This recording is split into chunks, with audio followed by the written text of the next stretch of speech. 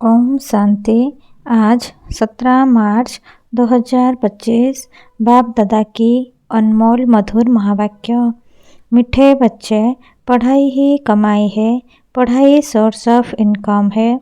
इस पढ़ाई से ही तुम्हें 21 जन्मों के लिए खजाना जमा करना है। प्रश्न: जिन बच्चों पर बृहस्पति की दशा होगी उनकी निशानी क्या दिखाई देगी? उत्तर: उनका पूरा ध्यान श्रीमत पर होगा।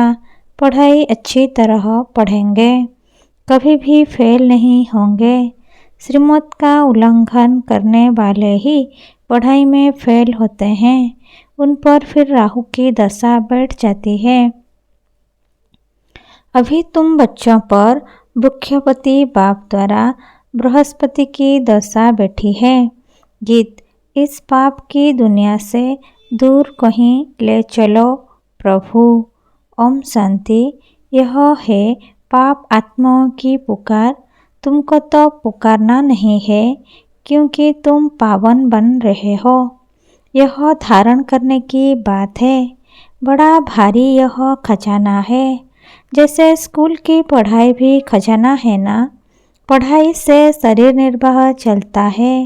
बच्चे जानते हैं भगवान पढ़ाते हैं। यह बड़ी ऊंच कमाई है क्योंकि एम ऑब्जेक्ट सामने खड़ी है। सच्चा यह सत्संग सारे कल्प में एक ही बार होता है, जबकि पुकारते हैं पतित पावन आओ। अब वह पुकारते रहते हैं। यहाँ तुम्हारे सामने बैठे हैं। तुम बच्चे जानते हो हम पुरुषार्थ कर रहे हैं नई दुनिया के लिए, जहाँ दुख का नाम निशान नहीं होगा। तुमको चैन मिलता है स्वर्ग में, नरक में थोड़ा ही चैन है। यह तो विषय सागर है, कलयुग है ना। सब दुखी ही दुखी है। भ्रष्टाचार से पैदा होने वाले हैं, इसलिए आत्मा पुकारती है, बाबा हम पतित बन गए हैं। पावन होने के लिए गंगा में स्नान करने जाते हैं। अच्छा, स्नान किया तो पावन हो जाना चाहिए ना। फिर घड़ी घड़ी धक्के क्यों खाते हैं? धक्के खाते सीढ़ी नीचे उतरते उतरते पाप आत्मा बन जाते हैं। 84 का राज्य तुम बच्चों को बाप ही वेड़ समझाते हैं। और धर्म वाले तो 84 जन्म लेते नहीं। तुम्हारे पास यह 84 जन्मों का चित्र सीढ़ी बड़ा अच्छा बना हुआ है। कल्प वृक्ष का भी चित्र है गीता में, परंतु भगवान ने गीता कब सुनाई, क्या आकर किया, यह कुछ नहीं जानते। और धर्म वाले अपने अपने शास्त्रों को जानते हैं, भारतवासी बिल्कुल नहीं जानते। बाप कहते हैं मैं संगम युग पर ही स्वर्ग की स्थापना करने आता हूँ। ड्रामा में चेंज हो नहीं सकती। जो कुछ ड्रामा में नोंद है वह हूबहू होना ही है। ऐसे नहीं होकर फिर बदल जाना है।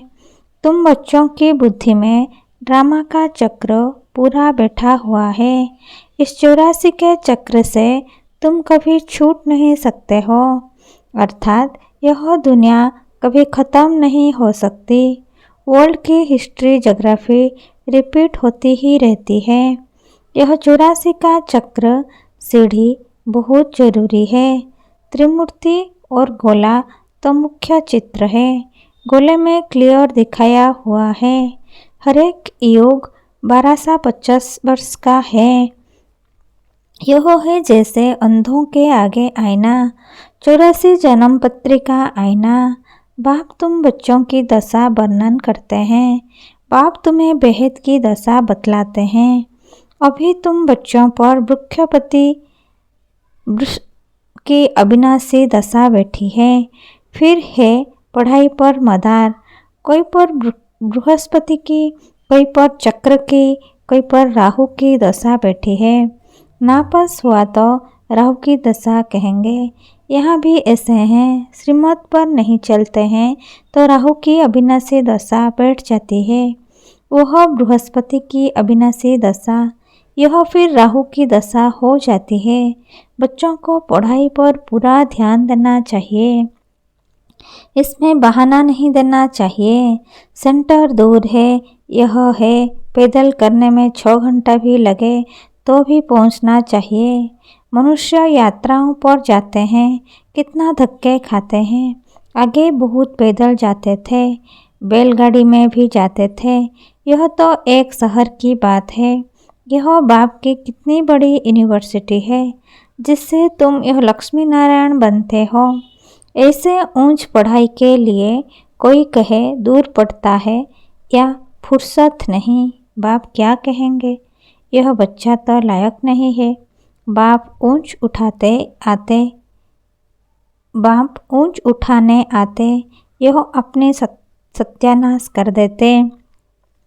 श्रीमत कहती है, पवित्र बनो, दैवी गुण धारण करो, इकट्ठे रहते भी विकार में नहीं जाना है। बीच में ज्ञान योग की तलवार है। हमको तो पवित्र दुनिया का मालिक बनना है। अभी तो पतित दुनिया के मालिक है ना। वह देवताएं थे, डबल सिरताज, फिर आधा कल्प बाद लाइट का ताज उड़ जाता है। इस समय लाइट का ताज कोई पर भी नहीं है, सिर्फ जो धर्म स्थापक है उन पर हो सकता है, क्योंकि वह पवित्र आत्माएं शरीर में आकर प्रवेश करती है। यही भारत है जिसमें डबल सिरताज भी थे, सिंगल ताज वाले भी थे। अभी तक भी डबल सिरताज के आगे सिंगल ताज वाले माथा टेकते हैं, क्योंकि वह हैं पवित्र महाराजा महारानी। महाराजाएं राजाएं से बड़े होते हैं, उनके पास बड़ी बड़ी जागीर होती है। सभा में भी महाराजाएं आगे और राजाएं पीछे बैठते हैं, नंबरवार। कायदे सिर उन्हों की दरबार लगती है। यह भी ईश्वरीय दरबार है। इनको इंद्र सभा भी गाया जाता है। तुम ज्ञान से परियां बनते हो। खूबसूरत को परी कहा जाता है ना। राधे कृष्ण की नेचुरल ब्यूटी है ना, इसीलिए सुंदर कहा जाता है। फिर जब कामचिता पर बैठते हैं तो वह भी भिन्न नाम रूप में श्याम बनते हैं। शास्त्रों में कोई यह बातें नहीं हैं। ज्ञान, भक्ति और वैराग्य 3 चीजें हैं। ज्ञान ऊंचे ते ऊंच है। अभी तुम ज्ञान प्राप्त कर रहे हो, तुमको वैराग्य है भक्ति से। यह सारी तमोप्रधान दुनिया अब खत्म होने वाली है, उनसे वैराग्य है। जब नया मकान बनाते हैं तो पुराने से वैराग्य हो जाता है ना। वह है हद की बात, यह है बेहद की बात। अब बुद्धि नई दुनिया तरफ है, यह है पुरानी दुनिया नरक। सतयुग त्रेता को कहा जाता है शिवालय। शिव बाबा की स्थापना की हुई है ना। अभी इस वेश्यालय से तुमको नफरत आती है, कोइयों को नफरत नहीं आती है। शादी बर्बादी कर गटर में गिरना चाहते हैं। मनुष्य तो सभी हैं, विषय बैतरणी नदी में गंध में पड़े हैं, एक दो को दुख देते हैं। गाया भी जाता है, अमृत छोड़ विष काहे को खाए। जो कुछ कहते हैं उसका अर्थ नहीं समझते हैं। तुम बच्चों में भी नंबरवार हैं। सेंसिबल टीचर देखते ही समझ लेगा कि इनकी बुद्धि कहाँ भटक रही है। क्लास के बीच कोई उबासी लेते या छुटका खाते हैं तो समझा जाता है इनकी बुद्धि कहाँ घरवार या धंधे तरफ भटक रही है। उबासी थकावट की भी निशानी है। धंधे में मनुष्यों की कमाई होती रहती है तो रात को 1-2 बजे तक भी बैठे रहते हैं, कभी उबासी नहीं आती। यह तो बाप कितना खजाना देते हैं। उबासी देना घाटे की निशानी है। देवाले मारने वाले गुटखा खाते बहुत उबासी देते हैं। तुमको तो खजाने के पिछाड़ी खजाना मिलता रहता है, तो कितना अटेंशन होना चाहिए। पढ़ाई समय कोई उबासी दे तो सेंसिबल टीचर समझ जाएगा कि इनका बुद्धियोग और तरफ भटकता रहता है। यहाँ बैठे घर-बार याद आएगा, बच्चे याद आएंगे। यहाँ तो तुमको भट्ठी में रहना होता है और कोई की याद ना आए। समझो, कोई 6 दिन भट्ठी में रहा, पिछाड़ी में किसकी याद आई, चिट्ठी लिखी तो फेल कहेंगे। फिर 7 रोज शुरू करो, 7 रोज भट्ठी में डालते हैं कि सब बीमारी निकल जाए। तुम आधा कल्प के महान रोगी हो, बैठे बैठे अकाले मृत्यु हो जाती है। सतयुग में ऐसे कभी होता नहीं है। यहाँ तो कोई ना कोई बीमारी जरूर होती है। मरने के समय बीमारी में चिल्लाते रहते हैं। स्वर्ग में जरा भी दुख नहीं होता। वहाँ तो समय पर समझते हैं अभी टाइम पूरा हुआ है, हम यह शरीर छोड़ बच्चे बनते हैं। यहाँ भी तुमको साक्षात्कार होंगे कि यह बनते हैं। ऐसे बहुतों को साक्षात्कार होते हैं। ज्ञान से भी जानते हैं कि हम बेगोर टू प्रिंस बन रहे हैं। हमारी एम ऑब्जेक्ट ही यह राधे कृष्ण बनने की है, लक्ष्मी नारायण नहीं। राधा कृष्ण क्योंकि पूरे 5000 वर्ष तो इनके ही कहेंगे। लक्ष्मी नारायण के तो फिर भी 20-25 वर्ष कम हो जाते हैं, इसलिए श्री कृष्ण की महिमा जास्ती है। यह भी किसको पता नहीं है कि राधे कृष्ण ही फिर 100 लक्ष्मी नारायण बनते हैं। अभी तुम बच्चे समझते जाते हो, यह पढ़ाई है। हर एक गांव में सेंटर खुलते जाते हैं। तुम्हारी यह है यूनिवर्सिटी कम हॉस्पिटल। इसमें सिर्फ 3 पैर पृथ्वी चाहिए। वंडर है ना, जिनकी तकदीर में है तो वे अपने कमरे में भी सत्संग खोल देते हैं। यहाँ जो बहुत पैसे वाले हैं, उन्हों के पैसे तो सब मिट्टी में मिल जाने हैं।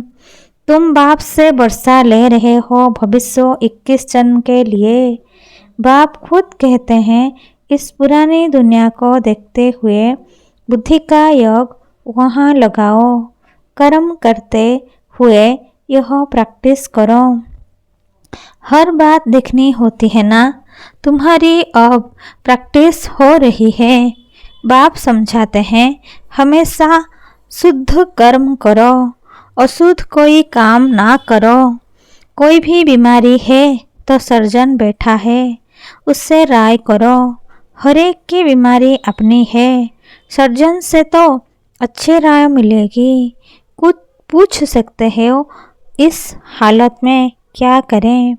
अटेंशन रखना है कि कोई विकर्म ना हो जाए। यह भी गायन है, जैसा अन्न वैसा मन। मांस खरीद करने वाले पर, बेचने वाले पर, खिलाने वाले पर भी पाप लगता है। पतित पावन बाप से कोई बात छिपानी नहीं चाहिए। सर्जन से छिपाया तो बीमारी छूटेगी नहीं। यह है बेहद का अविनाशी सर्जन। इन बातों को दुनिया तो नहीं जानती है। तुमको भी अभी नॉलेज मिल रही है, फिर भी योग में बहुत कमी है। याद बिल्कुल करते नहीं है।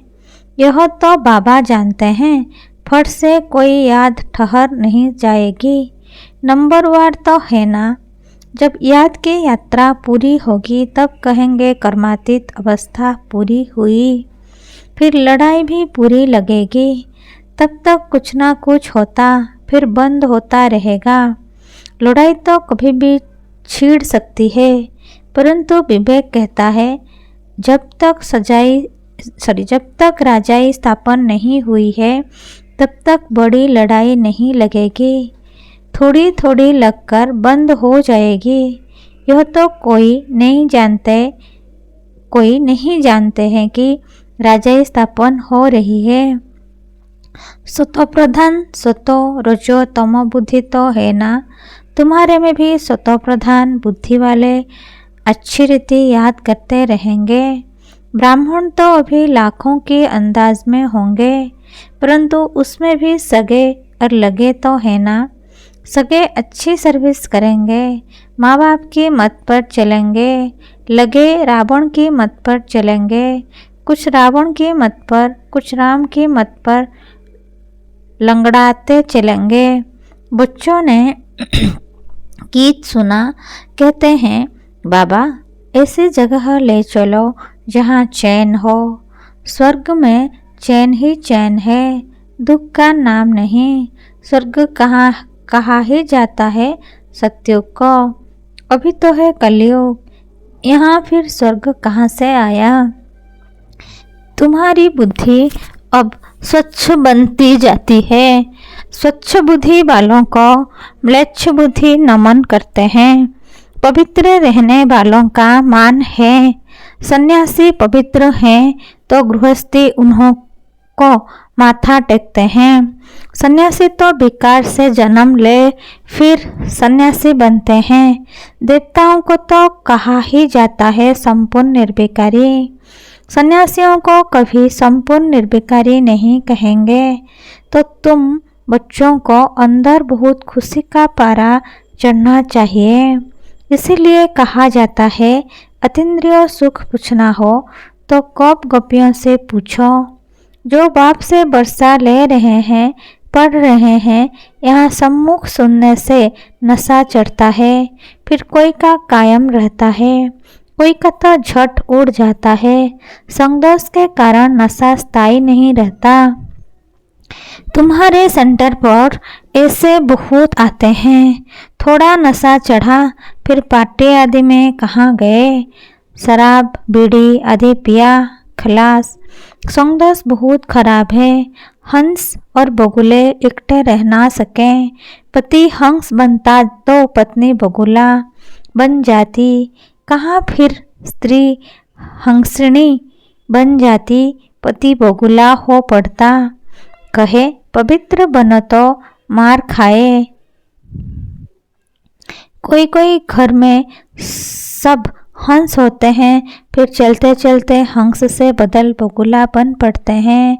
बाप तो कहते अपने को सब सुखदाई बनाओ, बच्चों को भी सुखदाई बनाओ, यह तो दुखधाम है ना, अभी तो बहुत आफतें आनी है, फिर देखना कैसे त्राही त्राही करते हैं। अरे बाप आया, हमने बाप से वर्षा नहीं पाया, फिर तो टू लेट हो जाएगी। बाप स्वर्ग की बादशाही देने आते हैं, वो गंवा बैठते, इसीलिए बाबा समझाते हैं कि बाबा के पास हमेशा मजबूत को ले आओ, जो खुद समझकर दूसरों को भी समझा सके। बाकी बाबा कोई सिर्फ देखने की चीज़ तो है नहीं, सिर्फ बाबा कहाँ दिखाई पड़ता है। अपनी आत्मा को देखा है क्या, अपनी आत्मा को देखा है क्या, सिर्फ जानते हो, वैसे परमात्मा को भी जानना है। दिव्य दृष्टि बिगर उनको कोई देखा नहीं जा सकता।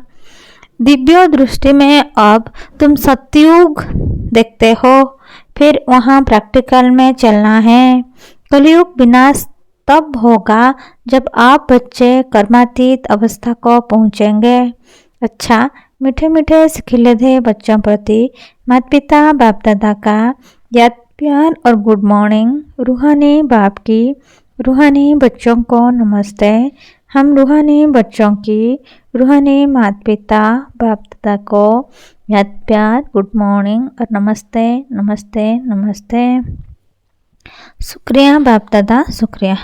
धारणा के लिए मुख्य सार।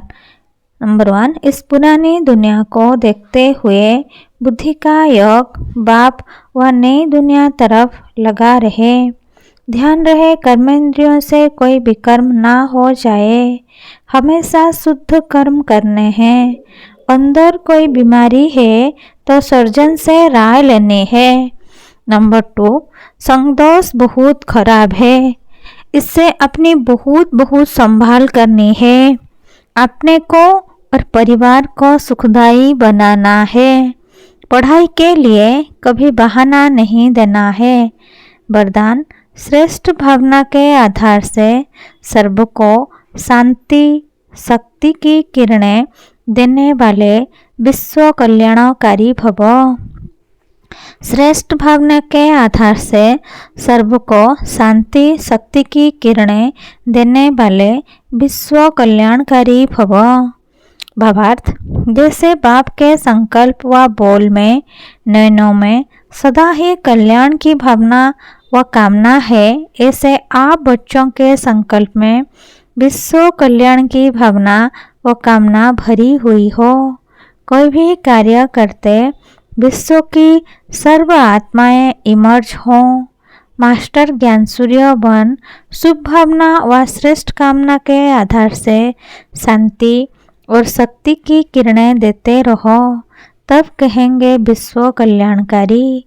लेकिन इनके लिए सर्व बंधनों से मुक्त स्वतंत्र बनो। स्लोगन, मैंपन और मेरापन यही देह अभिमान का दरवाजा है। अब इस दरवाजे को बंद करो।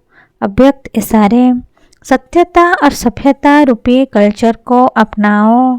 सत्यता की परख है संकल्प, बोल, कर्म, संबंध, संपर्क सब में दिव्यता की अनुभूति होना। कोई कहते हैं मैं तो सदा सच बोलता हूँ, लेकिन बोल व कर्म में अगर दिव्यता नहीं है तो दूसरे को आपका सच सच नहीं लगेगा। इसीलिए सत्यता की शक्ति से दिव्यता को धारण करो। कुछ भी सहन करना पड़े, घबराओ नहीं। सत्य समय प्रमाण स्वयं सिद्ध होगा।